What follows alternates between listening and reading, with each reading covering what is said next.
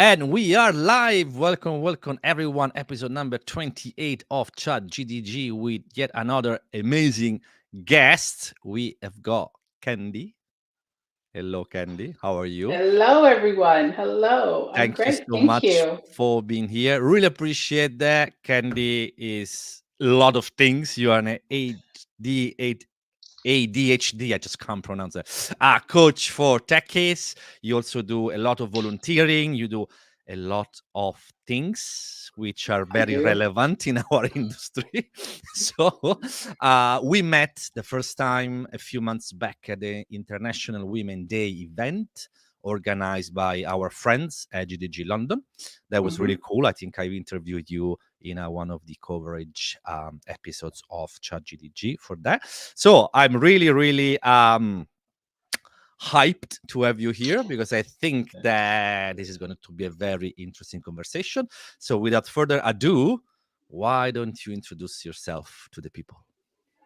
Well, thanks so much, Stefano. I really appreciate you having me along on your podcast. I loved meeting you at the International Women's Day event. That was so much fun. And, as you were talking about learning how to be an event organizer, that was a really, really great tech event, I have to say.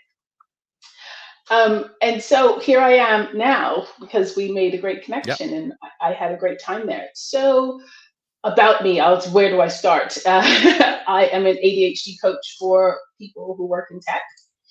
And the reason why I've gone towards that niche is after my experience of working at Code Your Future and working at Constructor Labs. I worked with all of these people who are learning how to code and learning how to get into the tech industry. And when you're in that learning environment, everything's so hard and everything's so difficult. And I met lots of people who did not know that they were neurodivergent, or that they did, but they didn't really know how to navigate this new learning space. And subsequently didn't have the knowledge on how they would be able to manage and work. And being a neurodivergent person is oftentimes a struggle. The statistics are really quite sad and quite dire for unemployment amongst neurodivergent people. It's very high amongst people who are autistic, also very high amongst people are who have ADHD. And so while I was there, I was working as a coach and supporting people in their learning. And the thing that I really came to understand was that one, I could do more outside of this space because whilst I really love helping people get into tech, I really want to connect with the people who are already in tech, who are already building things, who are already making things, because as a neurodivergent person myself, not enough things are built with us in mind. Yeah. And when you learn how to, for example, build websites, and you do talk about accessibility, and things like that, it's not taken to a level where actually things are genuinely accessible for everybody without having to do a whole bunch of other stuff to make things accessible. Uh, I'm dyslexic and I have dyscalculia as well, and I run a business. It is all really, really hard. Yeah. I have tried 4 different CRMs, organizational tools, all sorts of different things which are supposed to work. I've used the tools that you guys all are expected to use at work. And I'm like, these are not made for us. These are not made for our minds. And and I really want to help and empower people who work in tech to really say, actually, you know what? I have the power, I have the access to actually make a real change that can impact people's lives in a really significant way. And not just in somebody gets more likes or advertisers get more money. And I know that that's really what I'm here for, is to do this work, is to really support people who are in tech, who are building and are change makers, and who are neurodivergent and are living their lives not being able to say that out loud and Yeah. really proudly, and not being able to influence as much as they could the things that we actually need in this world, that which would make everybody be able to be gainfully employed, to make innovations in this world that we haven't really even imagined yet. That's very interesting. So first thing first, hello to Faustino. Hello. Hello. Then the most important, I think, thing that I got from all of that is like the most one of the most powerful messages for, I say, these people, for us, because I'm also no, I'm a little bit divergent as well, and I think the vast majority of people in tech, they can be some in some way Mhm. there. If you struggle doing something, understanding something, keeping the focus, maybe it's not you, right? Because maybe I think, and you know this way better than me, the vast majority of people can say, it's me, I'm not right, I can't do this. Exactly, it's not like that, because as you pointed out, some of these processes, they is not get they weren't built for these kind of people in mind, if that makes sense, right? Yeah, absolutely. I mean, um, I've been around developers for a really long time. I live with a developer, so and obviously I've helped train lots of developers as well. And so I've been through the sort of human side of that process, and really see what people are thinking about when they're building things, not just about how do I make the product, but like the internal struggles that happen I've been doing this for over 20 years of working with people with ADHD, and and nobody is ever saying, oh, I'm building something that actually would really benefit me in my life, or I'm building something with people with disability, and I'll put it in quotes because Yeah. we're differently abled, but many governments in many places classify neurodivergence as a disability, so I will put it like that. And again, so many of us neurodivergent people don't know that. Hmm. So that having ADHD or autism or dyslexia or these things, these different ways of thinking or uh, neurodevelopmental differences are classified as disabilities. And but no, I don't. My experience has not been that people are like, I'm building something for me. So yeah, absolutely.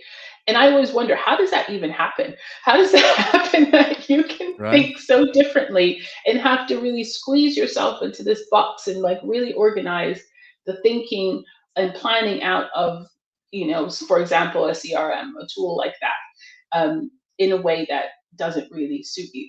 I find that really interesting, but I know how it happens because you get the thing from a designer and the product manager tells you, and So it's a little bit of a process. yeah. It's not just you going, oh, this is what I think. No, they're like, put a button here, put that, and you don't get to really your actual input, which is so valuable in how people think, is really kind of diluted and distilled. Yeah, definitely. Also, Faustino, I'm watching from India. Nice to be here. Thank you, Faustino. Welcome. Welcome, welcome. I hope that you are fun in India. He is definitely enjoying the warmth, which we do not have here. Yeah, summer is struggling. Here in the UK, it's like, nah. It's a mild winter now. What? So yeah, right.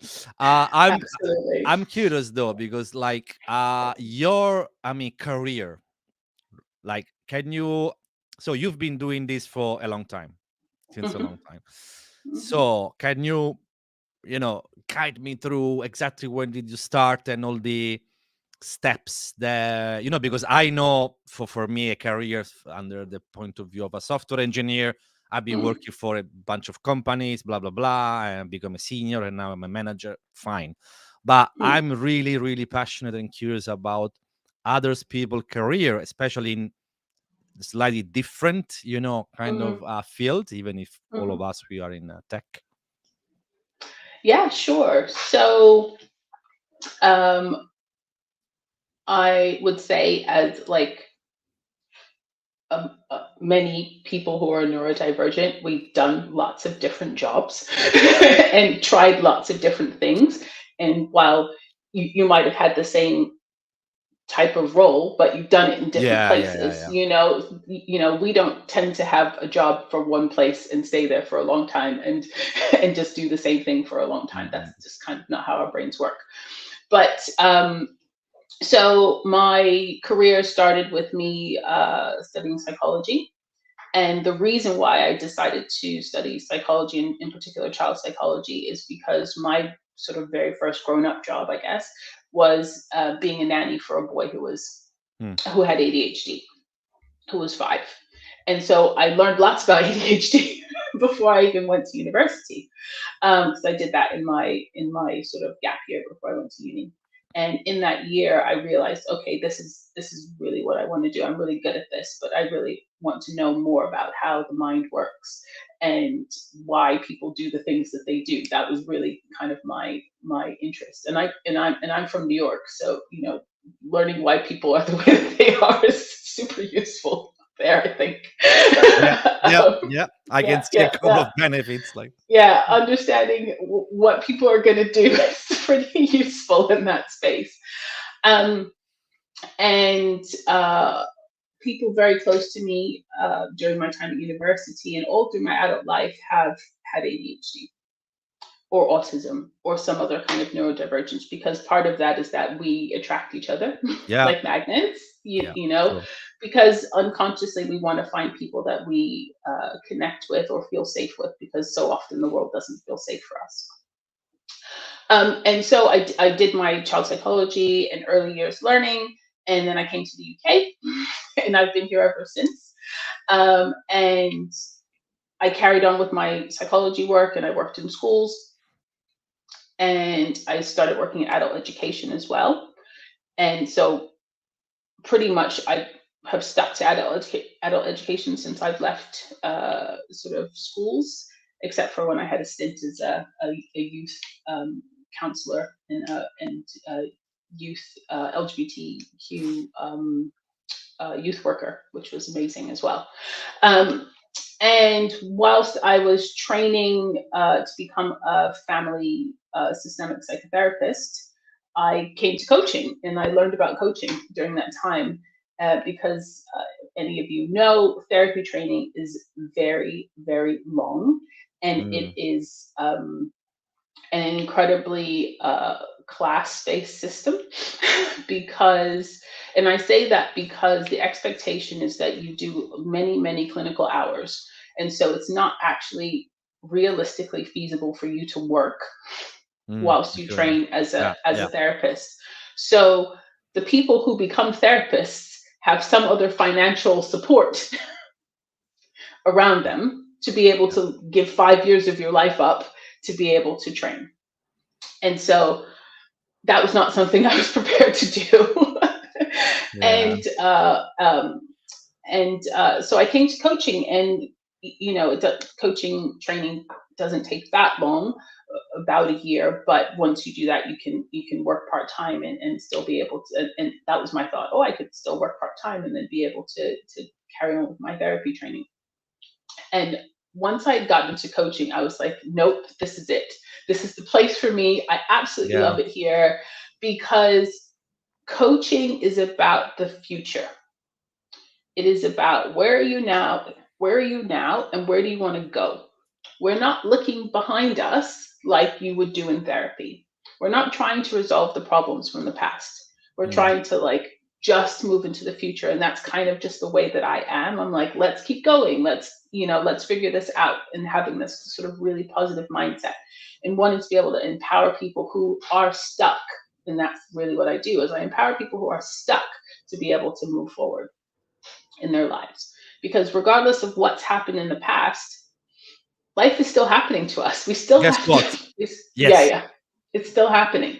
So, no matter what, that this piece is still needed. And yes, of course, there's lots of things that have happened in people's past that they need to resolve to be able to move forward. And I love working with therapists whilst I'm working with doing my coaching and things like that. I think that us as a team is super super important. This is a really good point because it's not like either or. It's a Exactly. combination. It's a Mhm. teamwork, folks. Mhm. Like Don't think that I've got a coach, I don't need a therapist, I've got a therapist, I don't need a coach. You know, it's not the same thing. And also, oftentimes, just to combine efforts and to join forces is a good thing. Absolutely, absolutely. We're not in competition with each other, at all, because all of us, and I say this with like a really genuine heart, is that all of us who work in coaching and in therapy, we genuinely want the best for our clients. We generally want them to have healing, you know? So, however that happens, whatever combination, if we take Yeah. our ego out of it, is great, because it's not Yeah. about me. It's not about me being an amazing coach and people thinking, oh, I really need Candy, because coaching is not about that. We're not about dependency, we're about empowerment. I don't want my clients to stay with me forever. Exactly. That you it is know? counterintuitive, but quote Mm, unquote, the sooner that they can move forward, the better it is because you've done an amazing job, right? yeah, That's the exactly, exactly. definition of success. Is an Well, interesting one. absolutely. I mean, if they have a different challenge, yes, let's work on a Ah, different yeah, of challenge, course. but we're not going to be working on the same challenge for years and years on end. It's like, yes, we can stay together and we can work on different things and we have different touch points and different frequencies that we work together. But the idea is not for us to be in this codependent relationship for a really long time. Yeah, exactly. But coaching requires work. To be a coachee, you are responsible for the work that you put into it.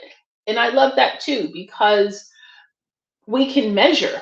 We can measure progress. We can say, okay, 6 months ago, this is how you felt. This is how you feel now. What's changed? What's different? And I love that, the allowing people to have that ability to reflect on what's gotten better for them, because then we know that the relationship is working. If things haven't changed that much, then something has to be changed within that relationship.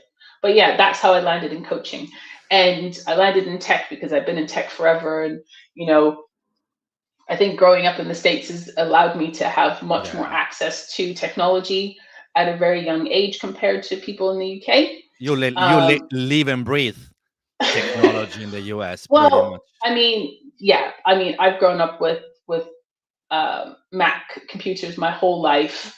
I remember the gray ones with the smile. I remember them all from Yeah. the beginning. So, and my house is a graveyard of old computers. You want to come to a museum, come to The my house. museum. You can see, see the design. However, I am on the lookout for one of those MacBooks with the handle and the yo-yo charger. So if anyone's got one knocking around, I'd Oh, love wow, okay. So you need to add it. that to your collection. Yeah, yeah, yeah. Okay. Strawberry one. Okay. Interesting. Yeah. We got a quick question from Faustino. I'm a computer science student with a focus on cybersecurity.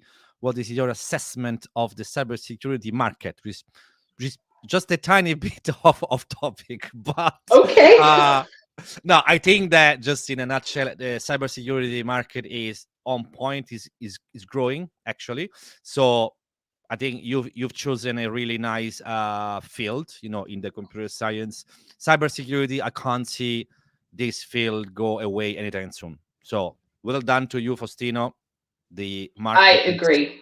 is great I and is I gonna totally agree. get Yeah. even better going forward because often times security is an afterthought, right? Mm. Because then when something happened, we need to focus on cybersecurity. It will be Eh, much better to focus there, little bit before. And on this very same topic, literally a few days back, I've watched this on Netflix. There is the very short mini series about Madison. Ashley Madison, there was the dating website that got yeah. hacked. Yep. Yep. Mm-hmm. That exactly that. So if they had put like 1% of thought about let's try to make this slightly secure, that thing would not have happened. So yeah, cybersecurity, well done. So now back on the main topic. So what are you doing now? You are more training on a individual level, on a company level. Like what's the deal there? So now I have my own coaching business, and Okay. I've been running that for a while. And the and so I work with people individually, and I work with people in groups as well, because individually, you need to have some stuff that is personalized for you, absolutely. And I think that that's super useful. But also, so much of our life as neurodivergent people is alone, lonely, isolated, Yeah. with no one to talk to, nobody who understands. And Interesting. and I really feel strongly that my clients need to connect with one another. And so I'm trying to build this community on LinkedIn, which is hilarious because groups on LinkedIn are a bit, but I'm going to do it. I'm going to do it. So if you want to join my group on LinkedIn, there'll be a link somewhere sometime after this. And it'd be great if you do, because I want to have that space where people can interact and talk about what's going Is on for let's say them. this one, right? Well, Or that's my freebie. That's my freebie. okay. But you can, in the Let's cycle of it, you can get some information on how to join my LinkedIn group. But yeah. it'll Let's be in there. If you grab the freebie, you'll get the stuff about my LinkedIn group exactly. anyway. So Yeah, let's cool. scan the QR code, and you should go to the landing page and just I Yeah. think it's super quick. It's a super easy form, and that's it. And I had So to learn how to do that myself, Stefano. aha, I made that aha. myself. Nice. I Well, made that. I made that landing page myself. Yes. well done. No, you walk the walk and not just talk the talk, right? Is the way of saying.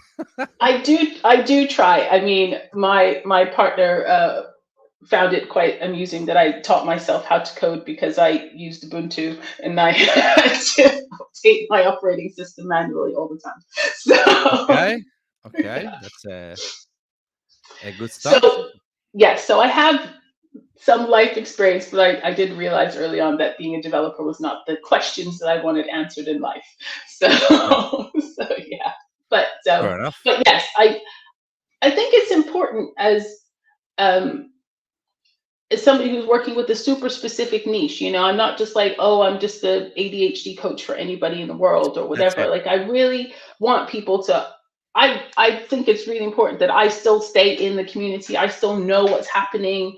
I still understand what the trends are in tech and things like that, because I have to be able to relate to my clients or potential clients and be able to give really valuable support.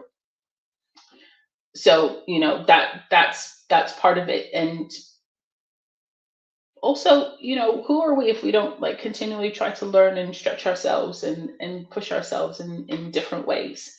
And when you run a business, you have to learn how to do loads of technical things that you Yeah, don't know. right.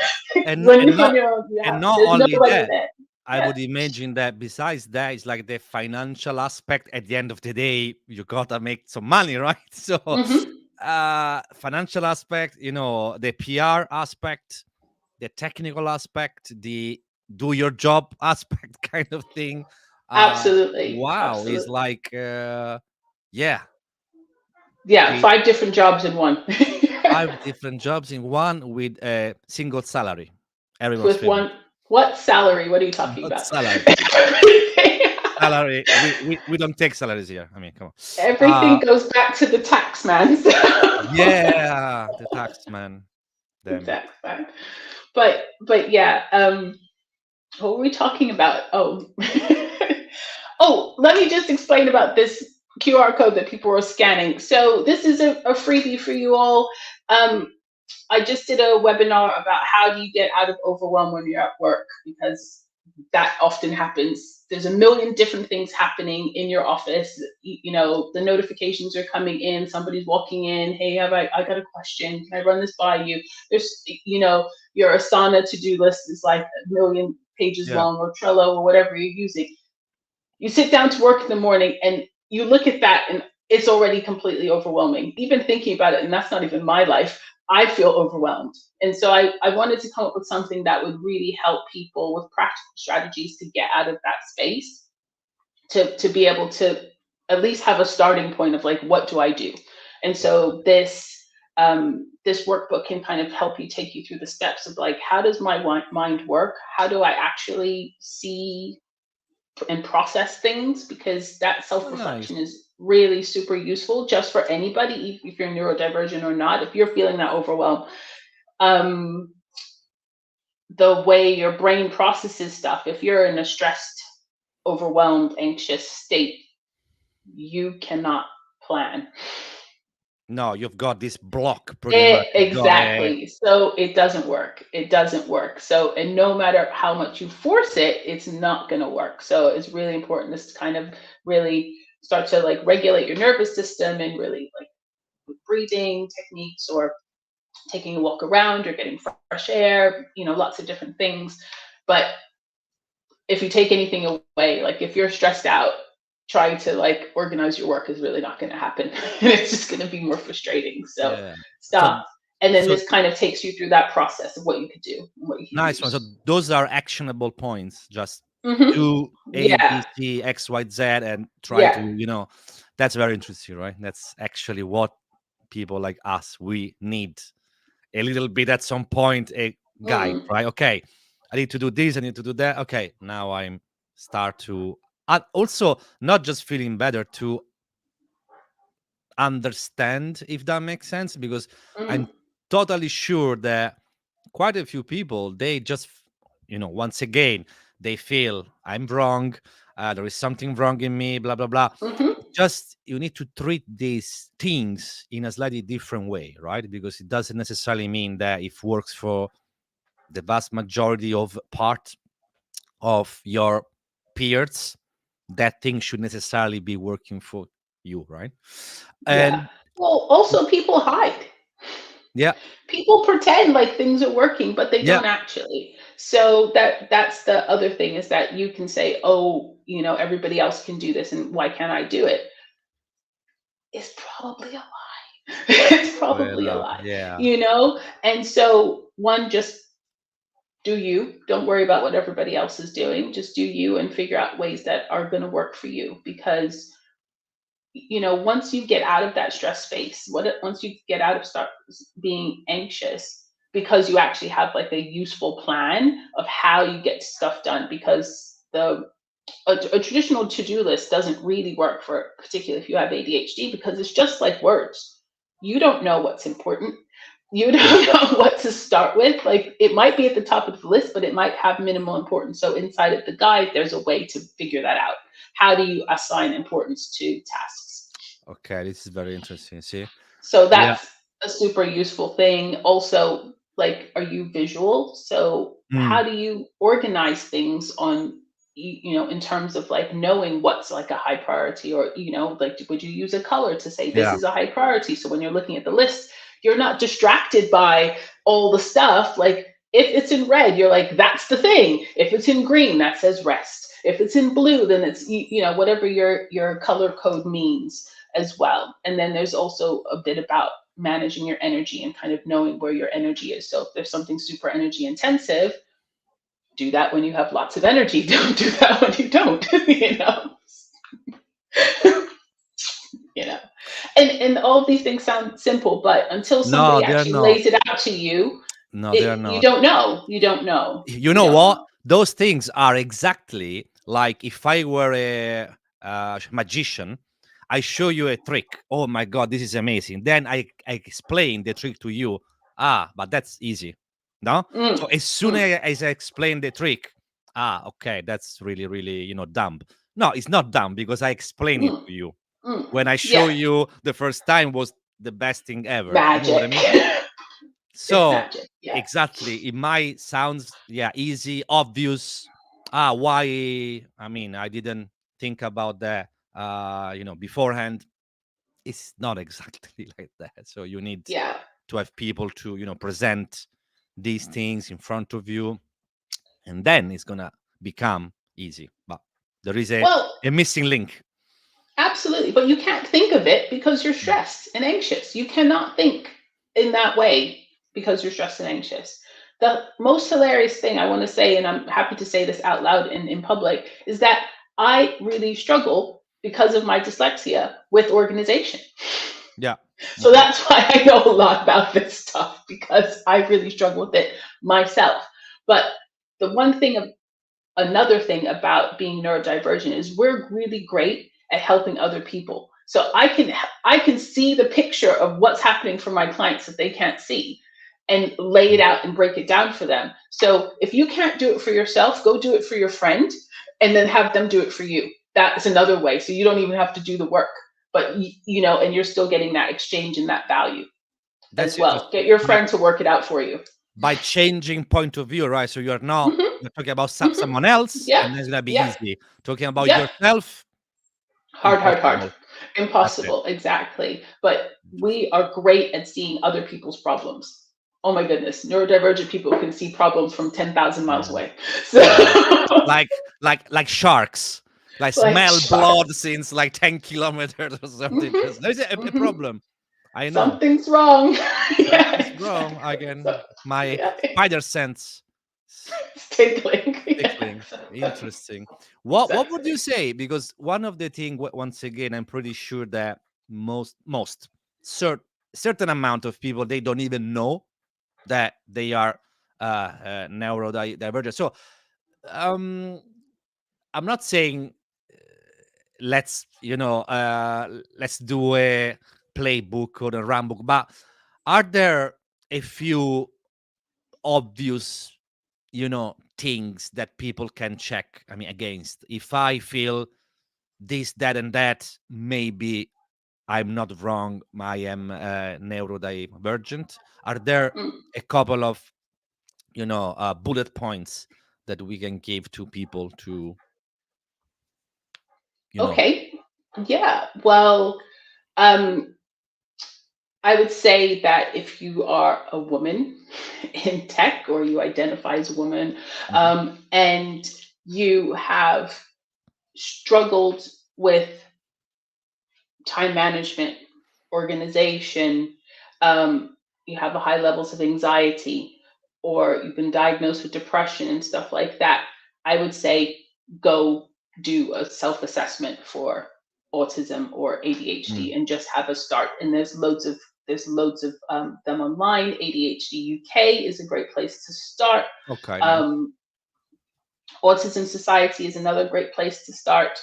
There's lots of resources around that, because, and I start with women because women are misdiagnosed, underdiagnosed, and late diagnosed Okay. compared to men. Compared to men in the UK, in the US, this is a global phenomenon, because Mm. ADHD doesn't look the same as the stereotype of ADHD, like a little boy running around, can't sit still in the classroom, and all of Yeah, that. yeah, yeah. That Yeah, Interesting. Yeah, that's the no. hyperactive type Yeah. of ADHD. And there's another type called the inattentive type. And so that's somebody who is often daydreaming, or they're lost in the clouds, or away with the fairies. And we have all these kind of expressions about that. Or, somebody who, in the middle of a meeting, they're not there. They're like, you know their attention is gone someplace else. Yeah, absolutely. Sometimes. See ya. Yeah. Yeah, yeah, exactly. Your brain is just checked out. Exactly. But in women and girls, or girls in schools, that doesn't cause problems in the classroom. If you're Mm. just, you know, Yeah, it doesn't okay. cause problems, but that boy or teenage boy who's throwing things or That's it. annoying people or Okay. whatever, that's going to get attention. That's going to get attention from people, and that's the thing that's going to be picked up on. But if you're not causing problems, although all of the problems are internalized, there's a Because you're lots of talking to stuff going on. Yeah, yeah. yourself and just yourself. Yeah, Yeah, exactly. okay. Yeah, yeah. Lots of stuff is happening internally, but it's not being picked up around you. So if that was you, if you remember that from you being younger, that you were just having this internal world and you didn't, you know, I would say get some more information. I'm not gonna, Mhm. diagnose No, no, anybody of or course. whatever. But if you're curious, just go have some more information. For me, being dyslexic, that was never picked up as well, because I was in classes with, well, I mean, in the States, we have classes for like gifted and talented kids, or kids who are supposedly really smart or Mm. whatever. And so I was in all of those classes, and nobody worked out that I was dyslexic. I could read when I was 4 years old.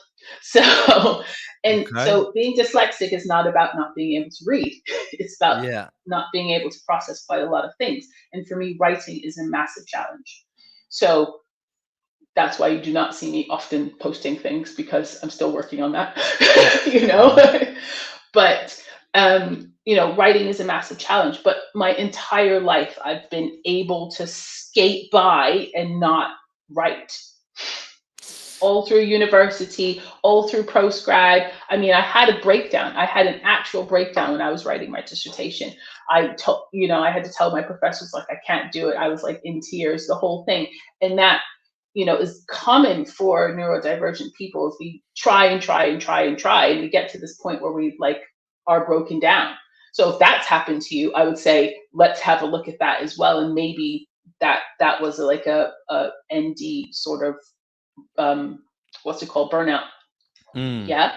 So those are the kind of things which people don't necessarily talk about as being like signs and signals of being neurodivergent, but I would just say that those kind of things that happen, and I can look back through my life and just see every time I've had to write something.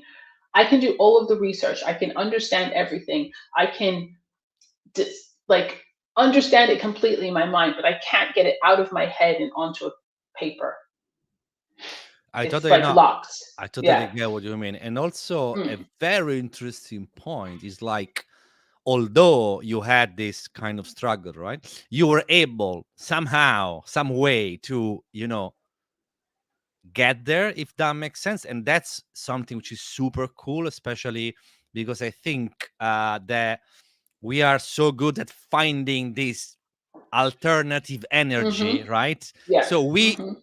get there eventually, full of bruises, full of everything, but we get there, right? So, and this hopefully should make, click something into some people's minds. So think, like, what if instead of putting two, three, four times the effort of other people in order to get there, if you then understand that there is another way, right, for you to understand, information in a slightly different way, can you imagine what can you do with the same amount of energy if used correctly? This is Efficiently. should Yeah. be mind-boggling. It's like, whoa, Absolutely. right? Absolutely. And I think that that's such a great segue into talking about the support and the help that you can get. And so in the UK, if you are, well, have a disability, so if you're neurodivergent and you have a disability, you can apply for grant funding called Access to Work, and you can get Ah, up to £66,000 a year to support you in your work. wow. Okay, that's So nice. that money can pay for training for your team so that they all understand how you work. And it's not your responsibility to go out and tell everybody, hey, I'm dyslexic and this is the things that are wrong with me, because Mm, why should you do that? That's terrible. But if every team kind of understands, first of all, hello, we work in tech, and we've got a lot of NDs around here. So let's just like make this place a bit better for everybody to work. That would be great. That would be amazing. Having like fidget toys. Like I just use like pens and things to fidget with, but because that's socially acceptable and things like that. But there's yeah, exactly, clicky things or whatever, to stay on focus, to have that sensory kind of experience as well, which also helps us like regulate our nervous system. But other people think it's just like a bit of fun, and so they're kind of like your like aid that you're using to like be able to function and do your job is like treated as a joke, those things. So yeah. that training for your team would be super useful and valuable. So there's that, like my I have an assistant. I have a PA that helps me, and my PA had to do my access to work application. So there you go. Because I can't write it. Because I can't write it. Delegate. Well, how do I say the 5 jobs we've talked about that I have to like run my business in the like 300 characters they give you? Wow. Yeah. Ooh. How do you distill that? I don't know.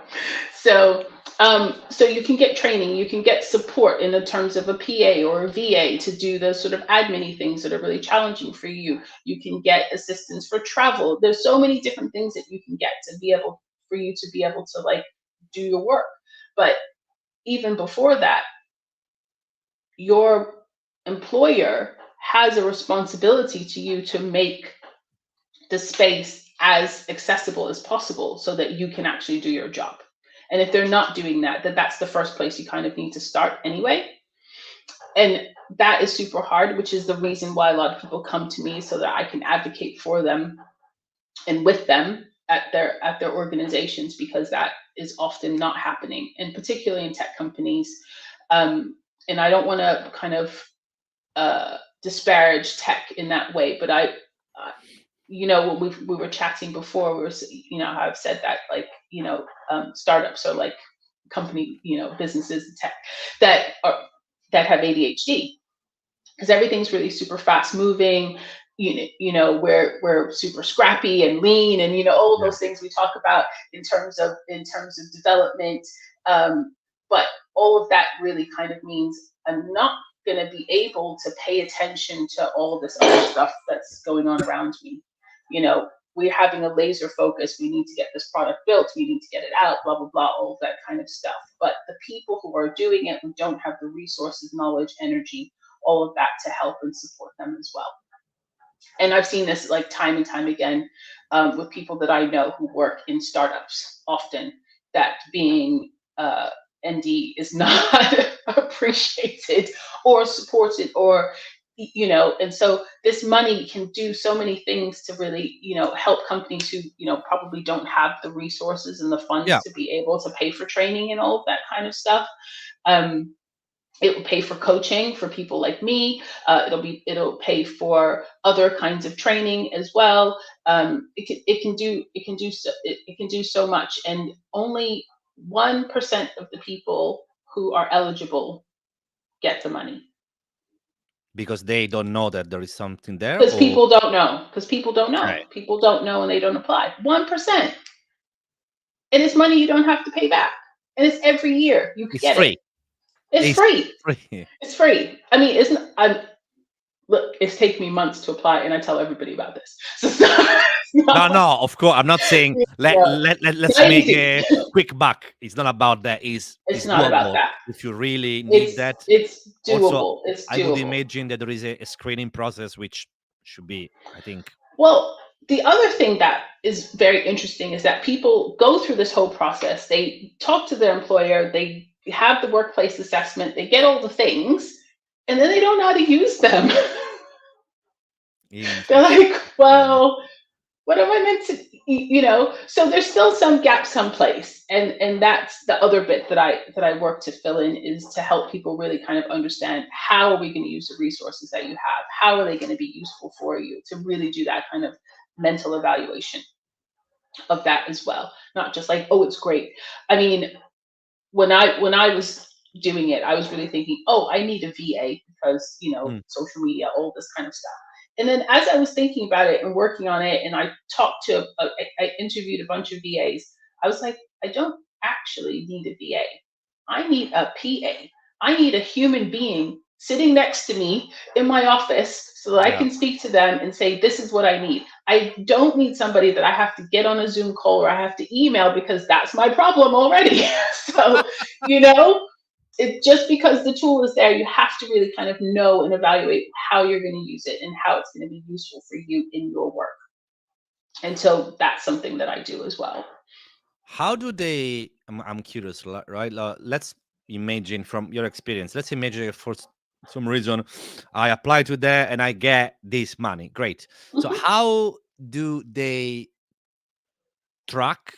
So is there a tracking system that they use? So they are gonna give you the money all at once and yeah, do whatever you want. No, I think that you need to, No, you justify you and get before you get the money, you get an agreement about the particular things that they're going to fund. for you. Mhm. So if it's a particular piece of software that you need, or you need a standing desk, or whatever it is, so all of those things are kind of agreed in advance before. So if you were to get a coach, they would agree that, and then they would give you the budget for the coach and stuff like that.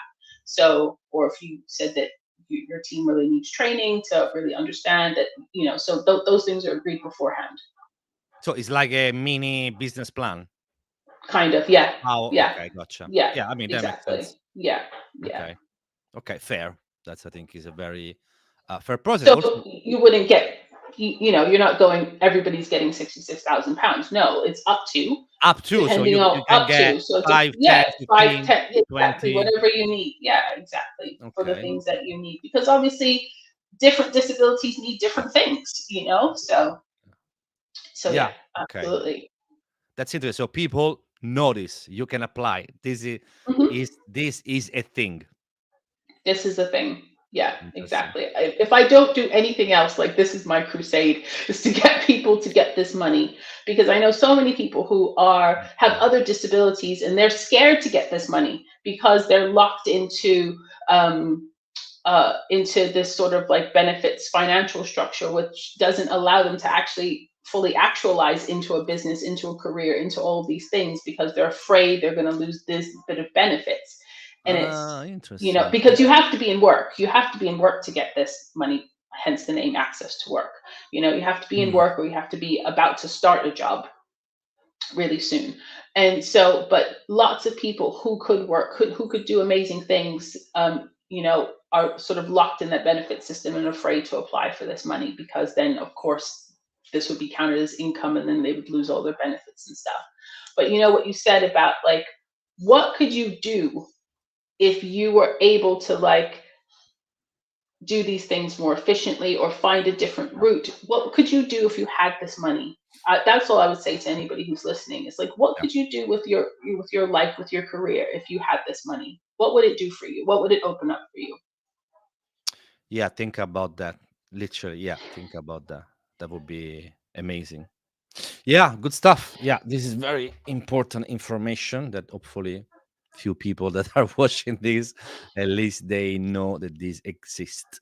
So volunteering. So I read you are a Hmm. career mentor for breaking barriers, code bar and coding black females, Hmm. which is amazing.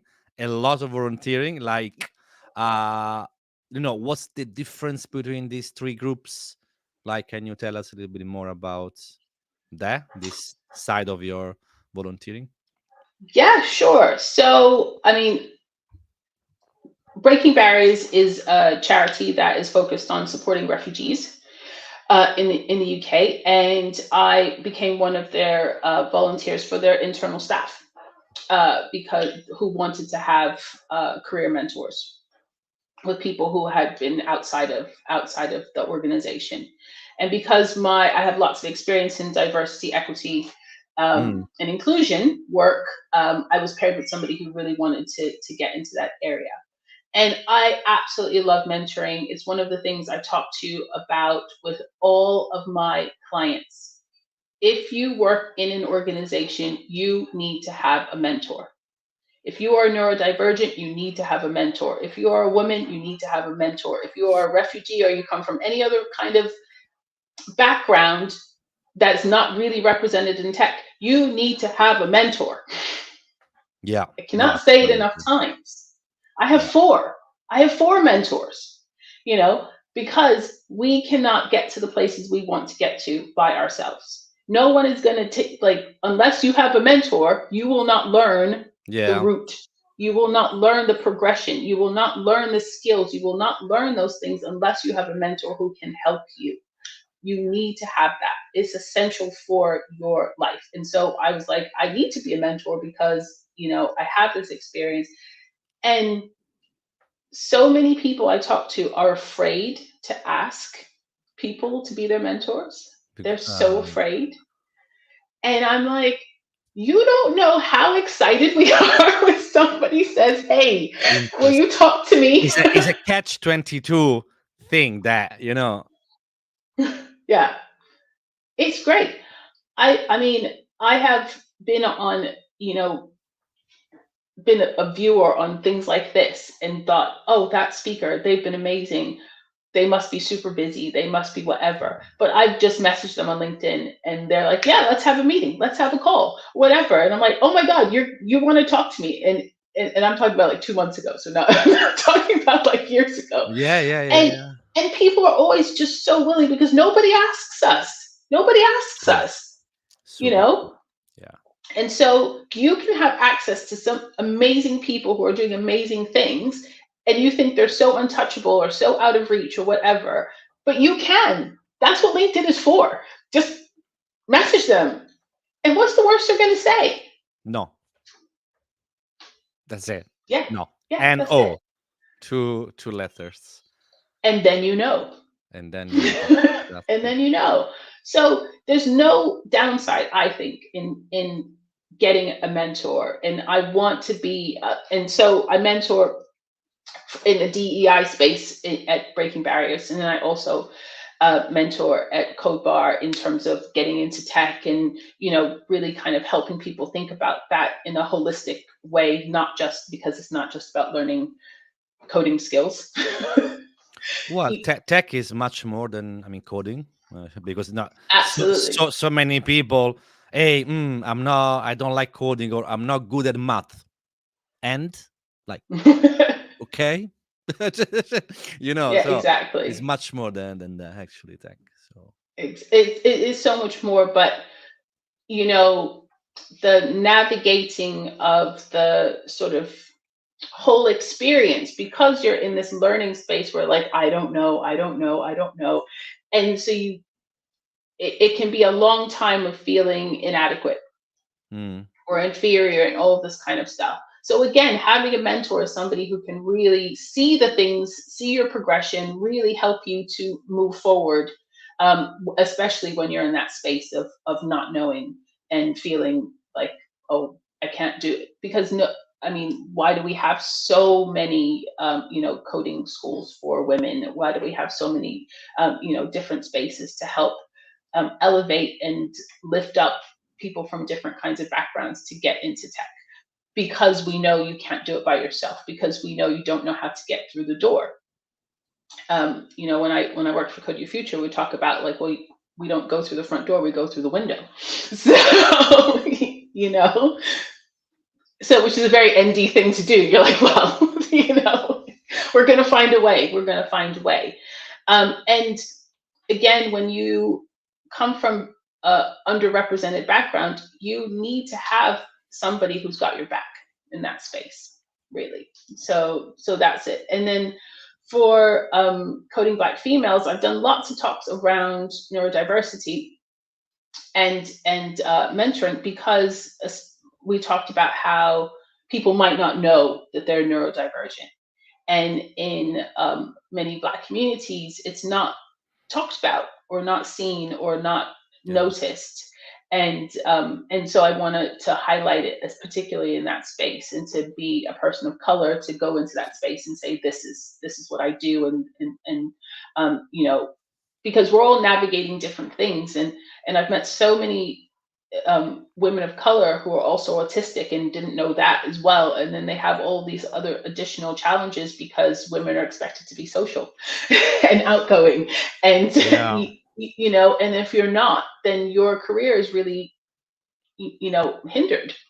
But There's so many, your life, I yeah, would say, not just your career. Like, we are beyond that. You know what I mean? yeah, How yeah, much better your life can be if you understand that, do what you need to do, get therapy, coaching, a mentor, get all of these things in literally 1 to 2 years, can be a radical change. So this is what people should, understand that if you can focus on that, your life as a whole can incredibly, benefit from it. yeah, absolutely. Listen, Stefano's moved up the chain. He's at the place where he's hiring people now. He knows. So listen, Yeah. listen to that. Absolutely. And but I want to also say this is not about you being trying to hide who you are, trying to mold yourself and fit into this box that doesn't fit for you. That's not what we're about, and that's not what we're saying at all.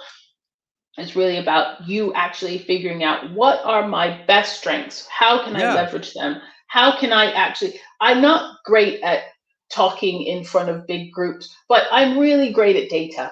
Like that's the thing. That's my thing. So like how do we use that as the space that you're going to be the place, the person to shine, to go, Candy, she knows everything about, this particular thing. Like make sure that we ask her, you know, you don't have to do the things that everybody else is doing, but you really need to know what you're great at. yeah, that's it. Like everyone, as you know, everyone, the vast majority of people in tech, the people who codes, like I've got my blog and this and that. I don't like that much, let's say, writing. Probably not as extreme as you, but I, I much, I'm here. I want to talk. I want to move my hands. This is how I am, right?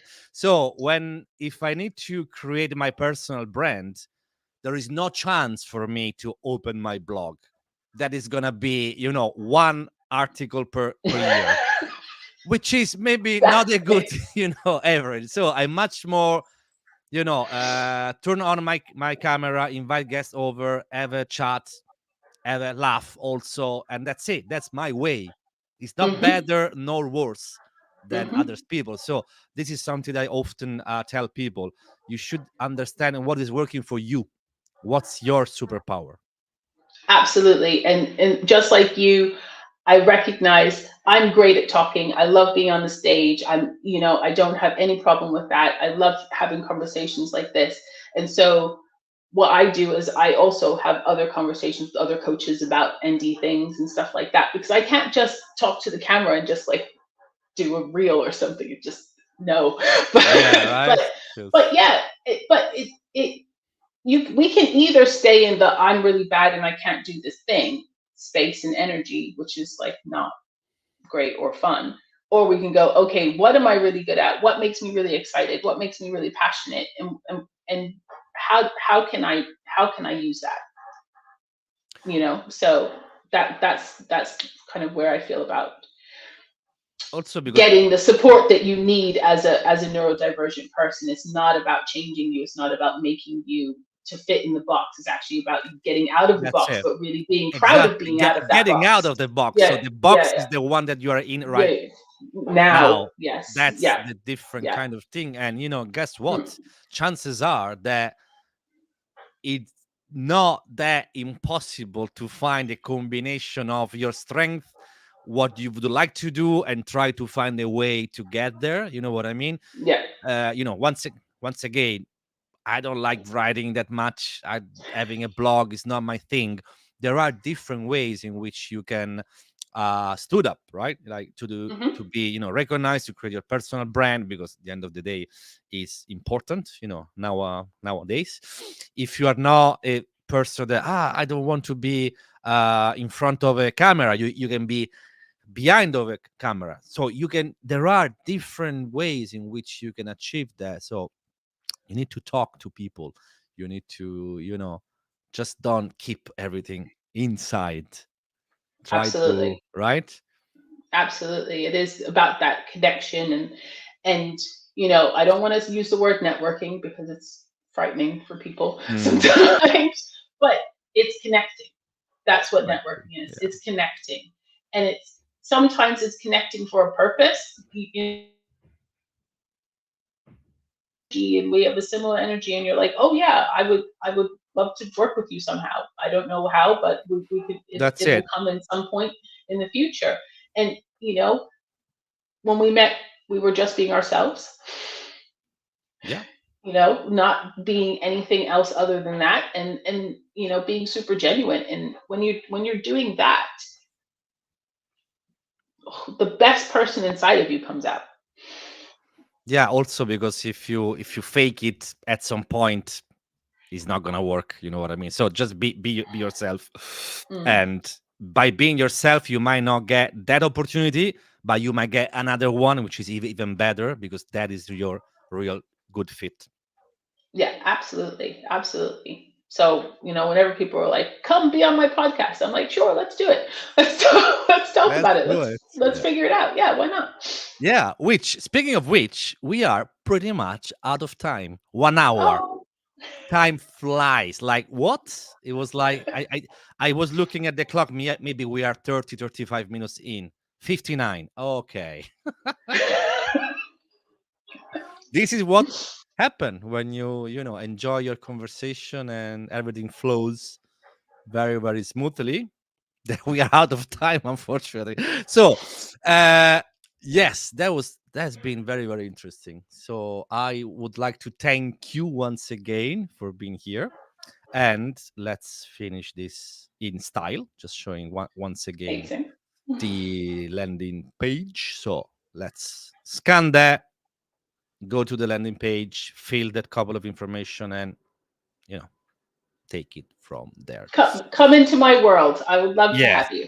which I'd is love to meet you. which is a wonderful word. So yeah, I highly, highly encourage everyone to join Candy and be part of our amazing world.